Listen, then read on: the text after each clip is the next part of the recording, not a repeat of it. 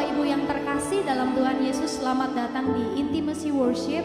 Mari kita sama-sama bawa hati kita, bahkan hidup kita, waktu kita yang terbaik untuk kita sama-sama boleh memuji dan menyembah Tuhan. Mari Bapak Ibu kita sama-sama satukan hati kita, mari kita berdoa. Terima kasih Tuhan untuk segala anugerah dan berkat yang Tuhan telah limpahkan dalam hidup kami. Kami tahu Tuhan bahwa segala sesuatu yang baik itu datangnya dari Tuhan. Dan kami tahu Tuhan bahwa Engkau selalu bekerja dalam hidup kami, turut bekerja dalam segala sesuatu untuk mendatangkan kebaikan. Sebab itu kami taruhkan hidup kami sepenuhnya Tuhan kepada tangan kasih dan kuasa-Mu.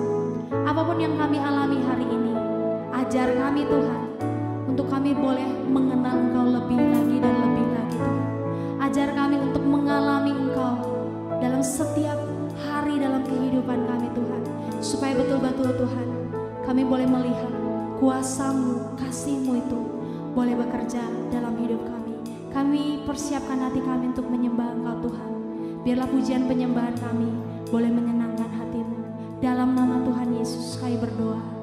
Haleluya, haleluya.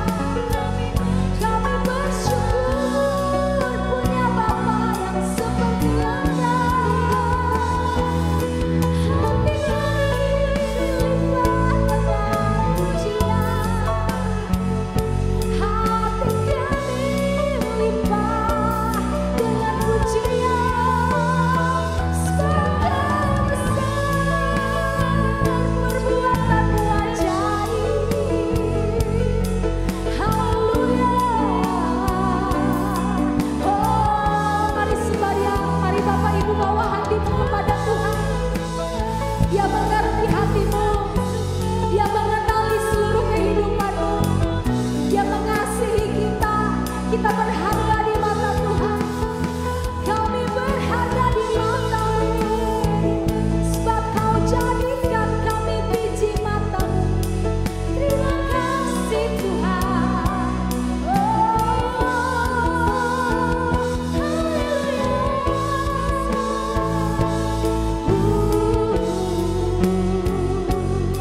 Terima kasih buat anugerah-Mu.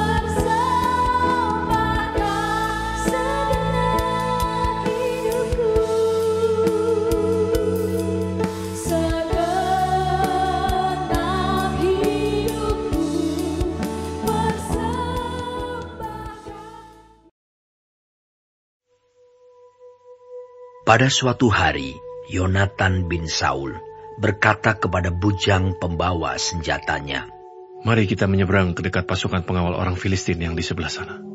Tetapi tidak diberitahukannya hal itu kepada ayahnya. Adapun Saul duduk di ujung Gibea di bawah pohon delima yang di Migron. Dan rakyat yang ada bersama-sama dengan dia itu kira-kira 600 orang banyaknya.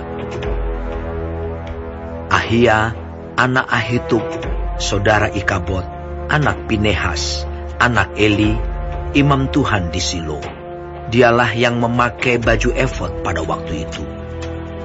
Tetapi rakyat tidak tahu tentang perginya Yonatan itu. Di antara pelintasan-pelintasan bukit yang dicoba Yonatan menyeberanginya ke arah pasukan pengawal orang Filistin, ada ujung bukit batu di sebelah sini dan ada ujung bukit batu di sebelah sana. Yang satu bernama Bozez, yang lain bernama Sene. Ujung yang satu berdiri di sebelah utara di tentangan Mikmas, yang lain di sebelah selatan di tentangan Geba. Berkatalah Yonatan kepada bujang pembawa senjatanya itu, "Mari kita menyeberang ke dekat pasukan pengawal orang-orang yang tidak bersunat ini. Mungkin Tuhan akan bertindak untuk kita, sebab bagi Tuhan tidak sukar untuk menolong, baik dengan banyak orang maupun dengan sedikit orang." Lalu jawab pembawa senjatanya itu kepadanya, "Lakukanlah niat hatimu itu. Sungguh, aku sepakat," kata Yonatan. Perhatikan, kita menyeberang ke dekat orang-orang itu dan memperlihatkan diri kita kepada mereka. Apabila kata mereka kepada kita begini, "Berhentilah sampai kami datang padamu," maka kita tinggal berdiri di tempat kita dan tidak naik mendapatkan mereka. Tetapi apabila kata mereka begini, "Naiklah kemari," maka kita akan naik. Sebab kalau demikian, Tuhan telah menyerahkan mereka ke dalam tangan kita. Itulah tandanya bagi kita. Ketika mereka keduanya memperlihatkan diri kepada pasukan pengawal orang Filistin, berkatalah orang Filistin itu, "Lihat, orang-orang Ibrani keluar dari lubang-lubang tempat mereka bersembunyi." Orang-orang dari pasukan pengawal itu berseru kepada Yonatan dan pembawa senjatanya. Katanya, "Naiklah kemari, maka kami akan menghajar kamu."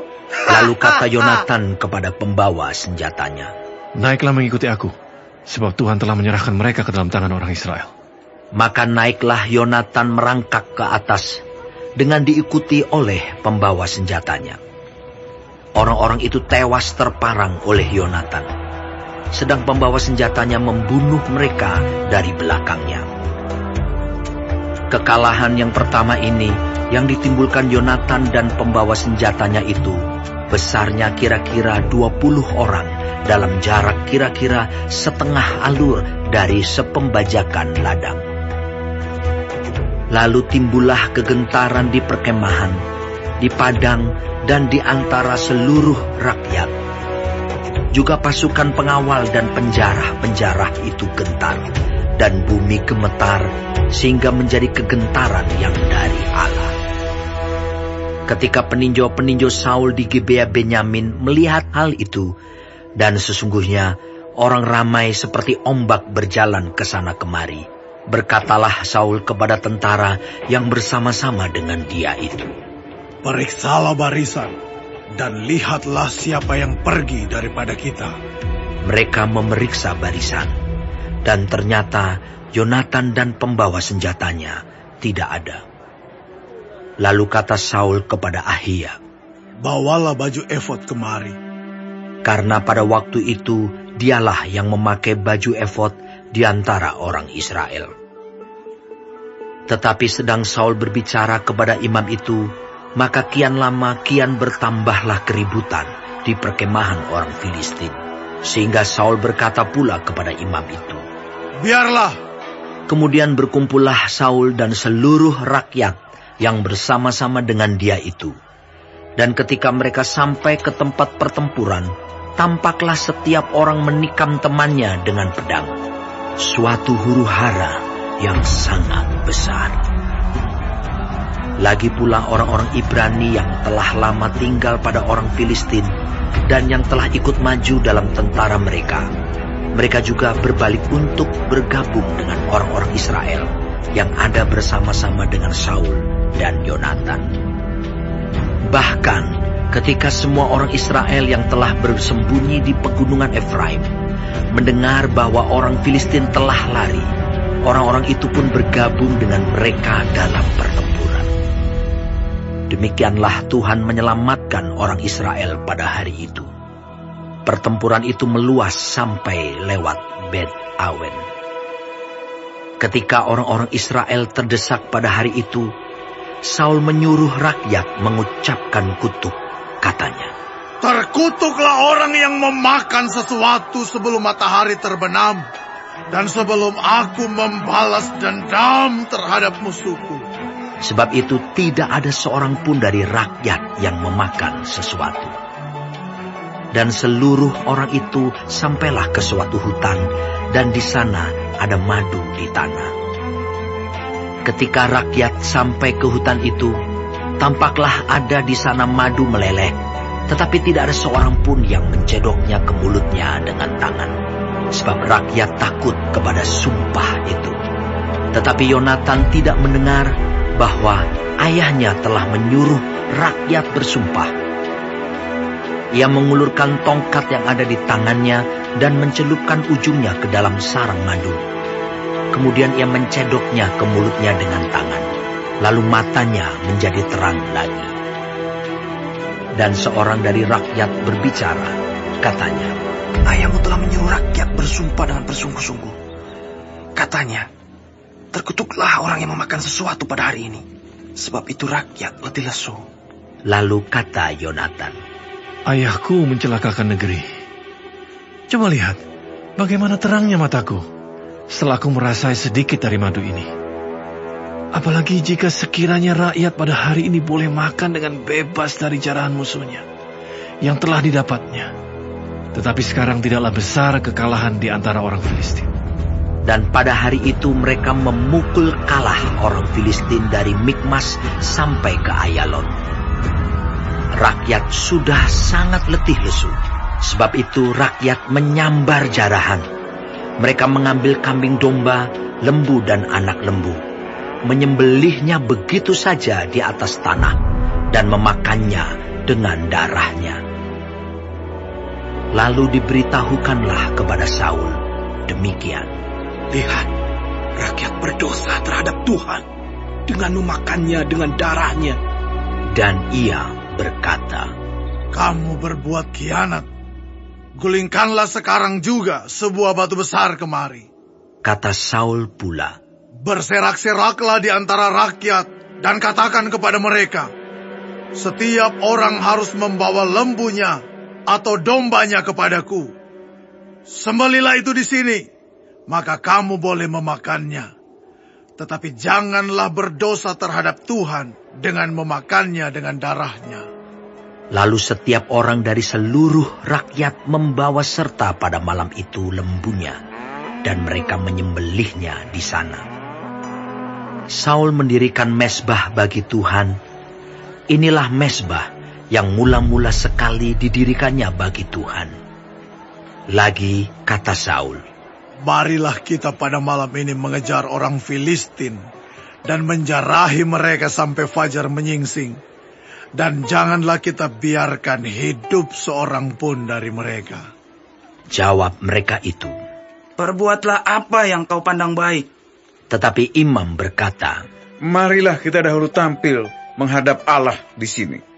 Saul bertanya kepada Allah, "Bolehkah aku mengejar orang Filistin itu?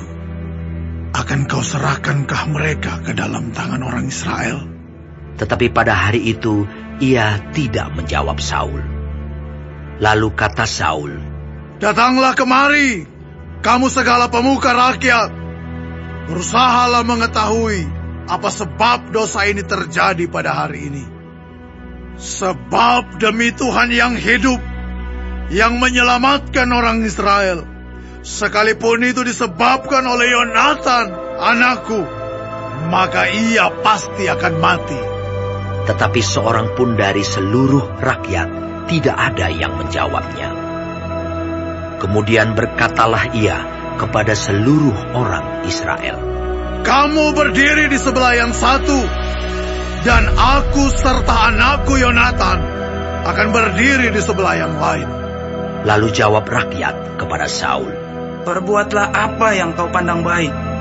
Lalu berkatalah Saul, "Ya Tuhan, Allah Israel, mengapa engkau tidak menjawab hamba-Mu pada hari ini? Jika kesalahan itu ada padaku atau pada anakku Yonatan, ya Tuhan Allah Israel, tunjukkanlah kiranya Urim. Tetapi jika kesalahan itu ada pada umat-Mu Israel, tunjukkanlah Tumim." Lalu didapati Yonatan dan Saul, tetapi rakyat itu terluput.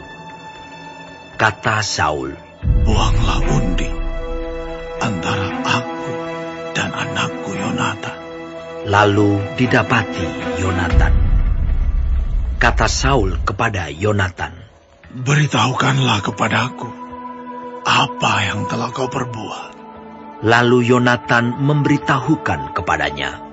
Katanya, Memang, aku telah merasai sedikit madu dengan ujung tongkat yang ada di tanganku. Aku bersedia untuk mati. Kata Saul, "Beginilah kiranya Allah menghukum aku, bahkan lebih daripada itu. Sesungguhnya Yonatan, engkau harus mati."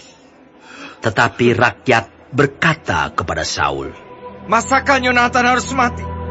Dia yang telah mendapat kemenangan yang besar ini di Israel. Jauhlah yang demikian. Demi Tuhan yang hidup, selai rambutmu dari kepalanya takkan jatuh ke bumi. Sebab dengan pertolongan Allah juga dilakukannya hal itu pada hari ini." Demikianlah rakyat membebaskan Yonatan, sehingga ia tidak harus mati. Maka pulanglah Saul setelah mengejar orang Filistin, dan orang Filistin itu pun kembali ke tempat kediamannya. Setelah Saul mendapat jabatan raja atas Israel, maka berperanglah ia ke segala penjuru melawan segala musuhnya, melawan Moab, Bani Amon, Edom, raja-raja negeri Zoba, dan orang Filistin. Dan kemanapun ia pergi, ia selalu mendapat kemenangan. Ia melakukan perbuatan-perbuatan yang gagah perkasa, memukul kalah orang Amalek, dan melepaskan Israel dari tangan orang-orang yang merampasi mereka. Anak-anak lelaki Saul ialah Yonatan, Yiswi, dan Malkisua. Nama kedua anaknya yang perempuan, yang tertua bernama Merab, yang termuda bernama Mikal. Istri Saul bernama Ahinoam, anak Ahimaas. Panglima tentaranya bernama Abner, anak Ner, paman Saul. Kis, ayah Saul, dan Ner, ayah Abner, adalah anak-anak Abiel. Hebat peperangan melawan orang Filistin selama zaman Saul.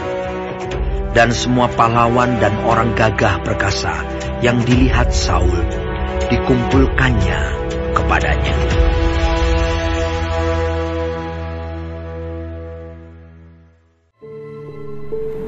Tuhan Yesus, terima kasih untuk pagi hari ini. Terima kasih untuk berkat yang boleh kami terima dari malam sampai dengan pada pagi hari ini. Tuhan, kami mau berdoa untuk setiap hamba-hamba Tuhan dimanapun mereka berada. Kiranya Engkau memberkati pelayanan mereka, jadikan mereka berkat dimanapun mereka ditempatkan. Kami juga berdoa untuk bangsa dan negara kami Indonesia. Kami berdoa untuk setiap kesejahteraan dan apapun yang menjadi masalah di bangsa dan negara ini. Kami percaya bahwa Engkau turut campur tangan dalam setiap masalah yang ada di bangsa ini. Berkati setiap pemimpin yang ada. Kami percaya bahwa mereka adalah orang-orang yang Tuhan pilih. Kami juga berdoa untuk setiap anak-anak-Mu yang sedang mengalami sakit penyakit. Kami berdoa kiranya Engkau Tuhan memberikan kesembuhan yang luar biasa.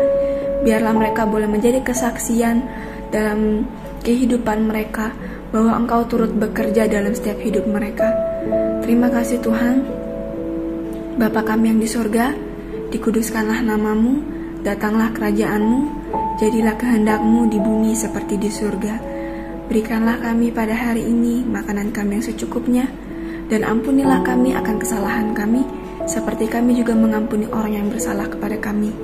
Dan janganlah membawa kami ke dalam pencobaan, tetapi lepaskanlah kami daripada yang jahat. Karena Engkaulah yang mempunyai kerajaan, dan kuasa, dan kemuliaan, sampai selama-lamanya. Amin.